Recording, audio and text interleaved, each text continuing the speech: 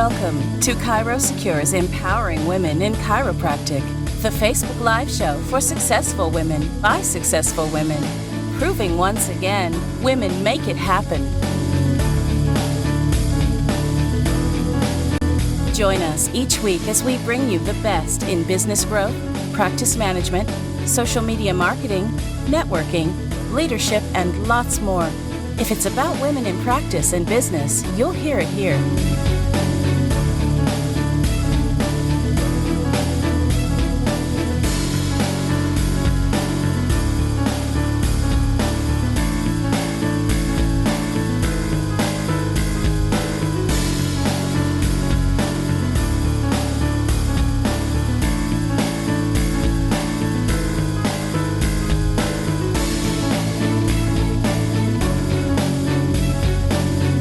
Now join today's host, Dr. Randi Ross, as she talks about tech, tools, and transitions.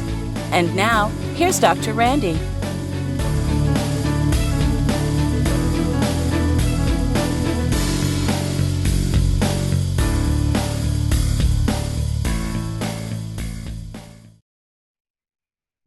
Well, hey everybody. Welcome to today's show. I am Dr. Randi Ross, and I'm going to be your host. Want to make sure and give a big shout out to our friends at ChiroSecure who sponsor these events. Make sure to go visit their website, their Facebook page, watch these shows, and check them out. They're a really great crew, very supportive of the profession, and a great team that'll help you any way they can. So today we're going to talk about there's this, big pink elephant in the room, and everyone's going through this whole coronavirus pandemic. And listen, it's affecting different people in different ways. Some of you listening might be drastically affected by it, and some of you might be minimally affected by it. But I want to try and give you some tools that can be helpful as far as your business to get through this, and maybe even hopefully when we get on the other side of this, you'll actually even have some things in place to make you a little bit better off. So we're just going to go through some tools that I'm using with my clients that we manage their marketing, and also just to show you how everyone's affected by this in the middle of all this. Myself and my business partner, Dr. Matthew Davis, we formed a partnership with a long-term chiropractic practice business broker, Dr. Tom Morgan, and now this happened. So we're going back and we're doing things with our clients that I'm going to share with you that we hope will help you a little bit along the way. So one of the biggest things that we're having everybody do, and some of you are good at this and some of you not so much, so this will be a good tip for those, is that now is a really great time to take advantage of some of the lulls. Now, some of you are only off by, maybe 10 or 20%, and other clients we have are actually off by, 60, 70, 80%. So whatever your free or downtime, however you want to phrase it now is, let's take advantage of that. And one of the things that we start with everyone, whether you're a marketing client that we manage or you're someone that we are brokering the sale of their practice, is let's get all your stats up to date, get your financial house in order. And so often that's something that kind of gets pushed to the back burner or maybe lags a little bit in where you should be with anything. Just simply because you don't have the time and you always go, I'll do it when. Now is a really great time. Get all your numbers up to date. And I don't mean just the numbers to give to your accountant to file your taxes, even though we've kind of got that pushed. Hopefully you've gotten that in line. And for those of you that go on extension and don't do your taxes till like October 10th or something like that, when it's due on the 12th, and get that phone call from your accountant, now's a great time to get all those financial things in order. And especially your stats. You all have different stats that you use depending upon how you manage.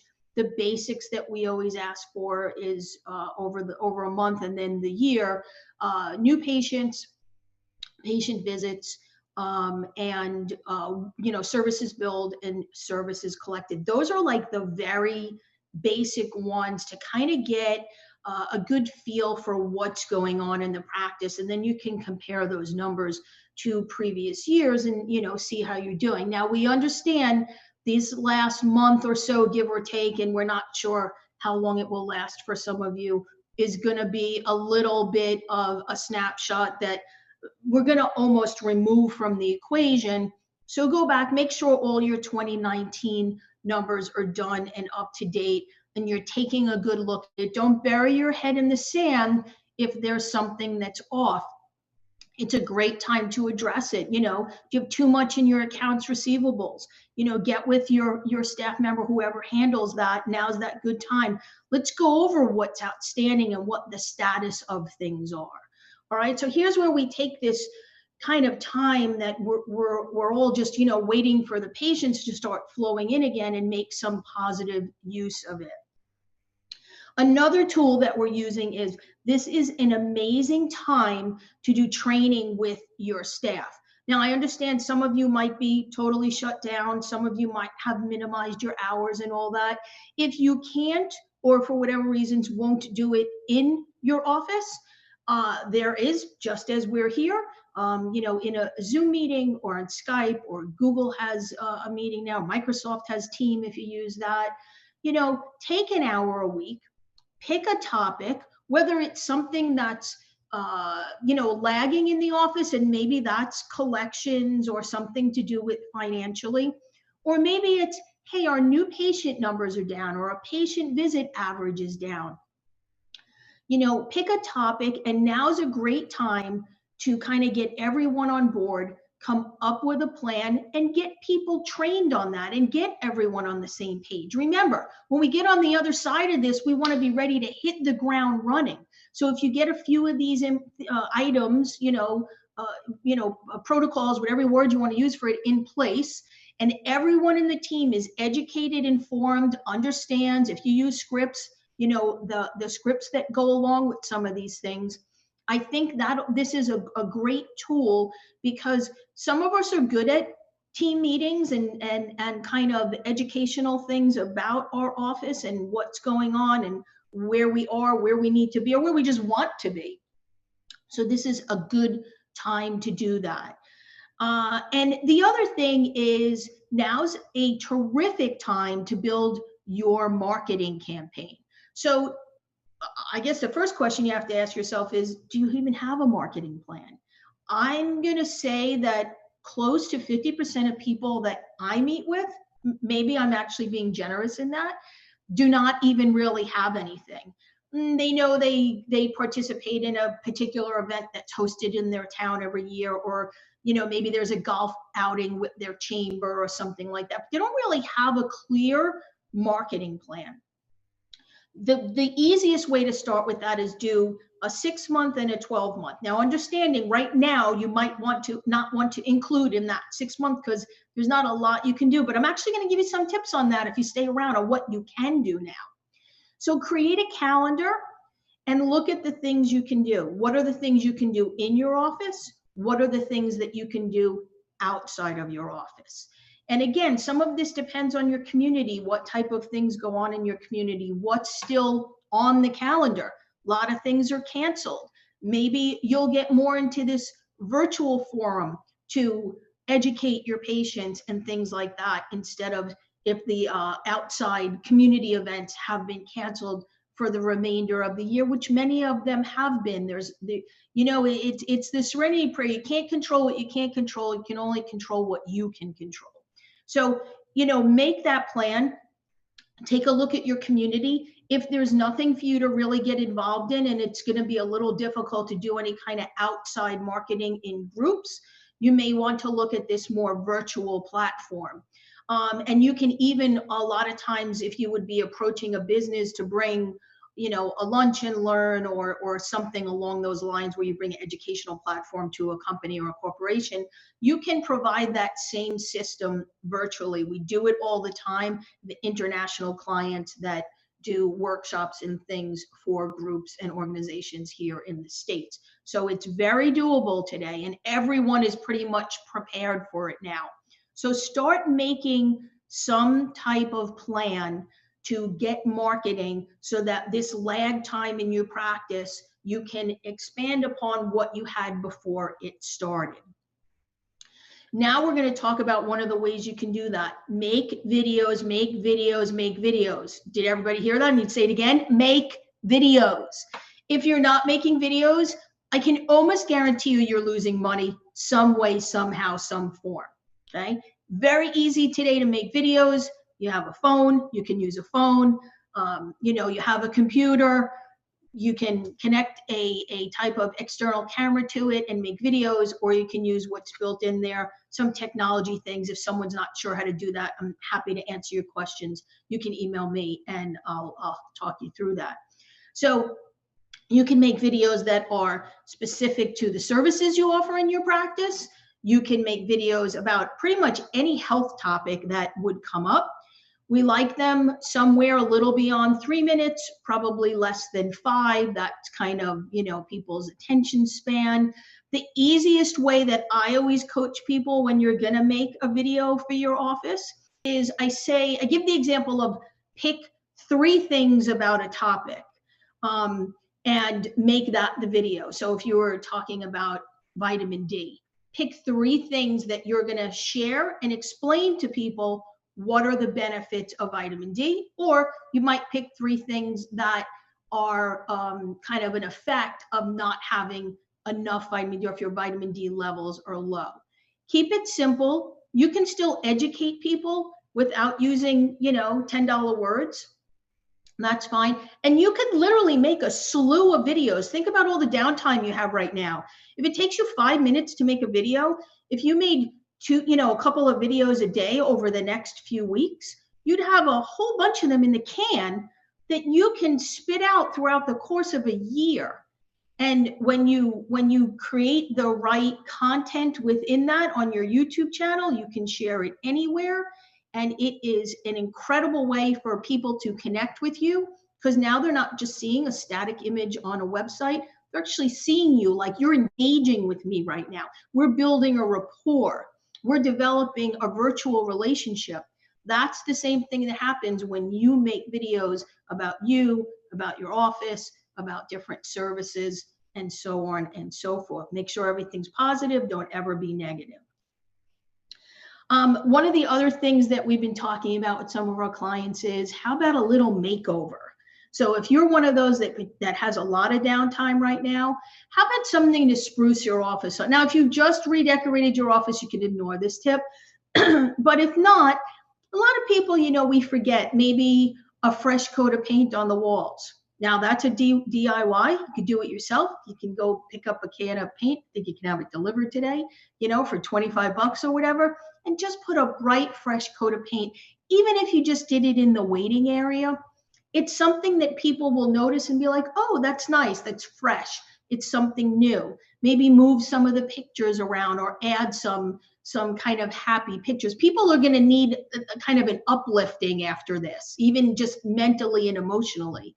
Buy a few new plants. That's always nice to give something a bit of a fresh room. I always tell people, one of the things, and I think I've said it here before on a class that I hosted, is sometimes sit in your waiting room and look around.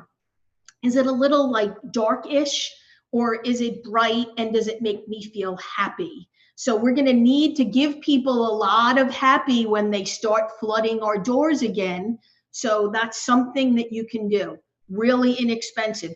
And if you want to support your community, maybe during this time, hire a local painter that can come in on your off hours and give your office a fresh coat of paint. Okay. Stay connected virtually. Listen, you're going to have some people that, whether you agree or disagree, it doesn't really matter. They have certain reasons why they're not going to come into your office during this time. Maybe some of those, especially if they've been patients for a long time, stay connected with them virtually. Do some type of, virtual call with them, or FaceTime with them from your phone, and, let them know you're thinking about them and you hope they're doing okay. And sometimes even just reach out and see if people need anything.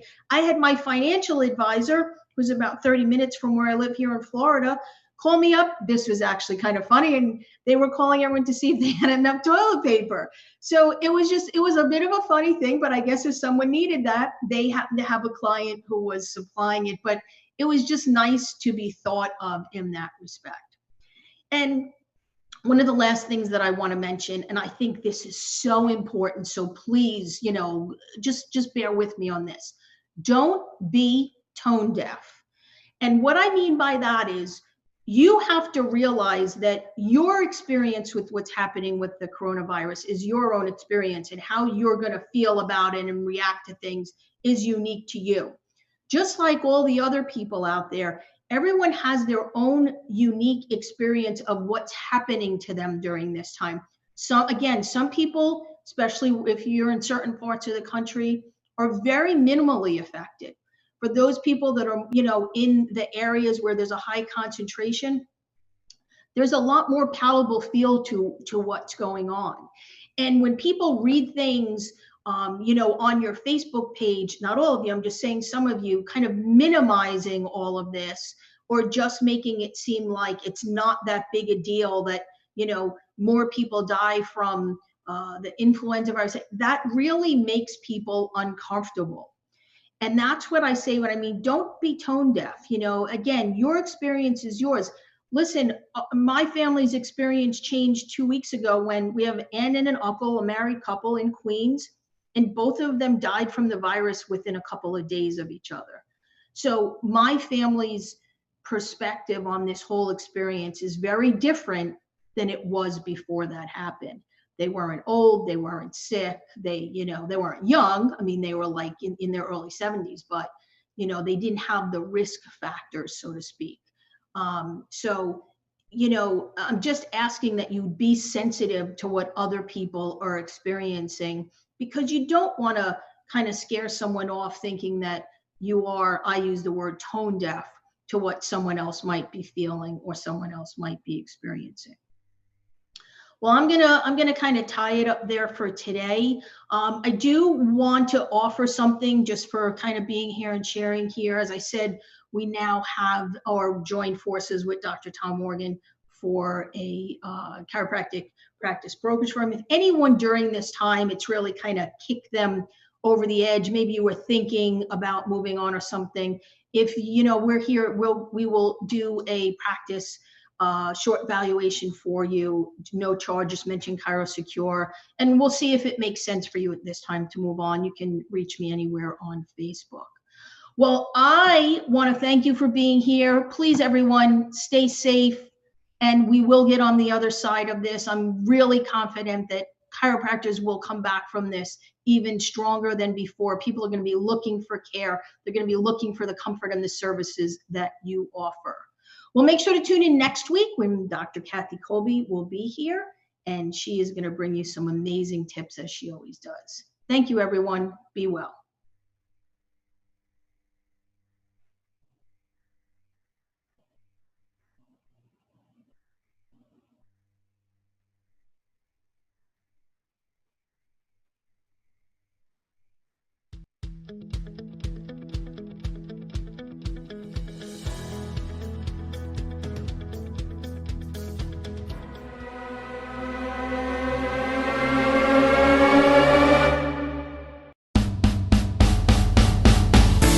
Join us each week as we bring you the best in business growth, practice management, social media marketing, networking, leadership, and lots more. If it's about women in practice and business, you'll hear it here.